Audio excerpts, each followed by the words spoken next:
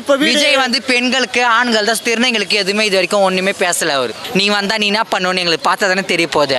இலவசம் இருக்கக்கூடாது எங்களுக்கு பொறுத்தது வரைக்கும். யாருமே நீ என்ன சொன்ன ஆரம்பத்தில் இலவசம் செய்கிறாரு ஸ்டாலின் சொன்ன, இப்போ நீ அதே எடுத்து கொண்டு வர எங்களுக்கு பிடிக்கல. அதெல்லாம் எங்களுக்கு வந்து விலைவாசியை கம்மி பண்ணி எங்கள் கஷ்டத்தில் நாங்கள் சாப்பிட்ணும்.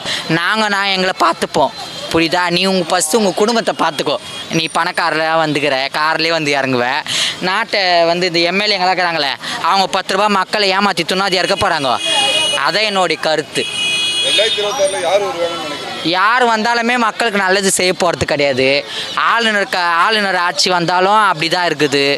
அது என்ன பண்ணுறது, நம்ம எங்களுக்கு வந்து விலைவாசி உயர்வே கட்டுப்படுத்தணும். லாக்டவுனில் வந்து எந்த ஊர்லேயும் வந்து வந்து நலத்திட்ட உதவி செய்யலை அவர். ஒரு அரிசி பருப்பு எண்ணெய் எதுவுமே கொடுக்கல. இதே சூர்யா எடுத்துக்கோ, அரசியலே வரல. எவ்வளோ கண் ஆப்ரேஷன் பண்ணுறாரு, கல்விக்கு எவ்வளோ உதவித்தொகை பண்ணுறாரு. அவர் பேர் என்னது, ராகவா லாரன்ஸ். எவ்வளோ திருநங்கைகளுக்கு ஹெல்ப் பண்ணுறாரு, எவ்வளோ பண்ணுறாரு. அஜித் தலை எப்படியோ பண்ணுறாங்க. விஜயகாந்த் சார் எவ்வளோ பண்ணார். இப்போ அவர் இறந்த பிறகு தான் அவர் பண்ணதெல்லாம் தெரியுது நம்மளுக்கு.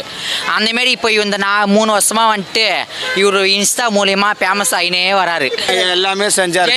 வீடு கொடுத்தாங்க எங்களுக்கு.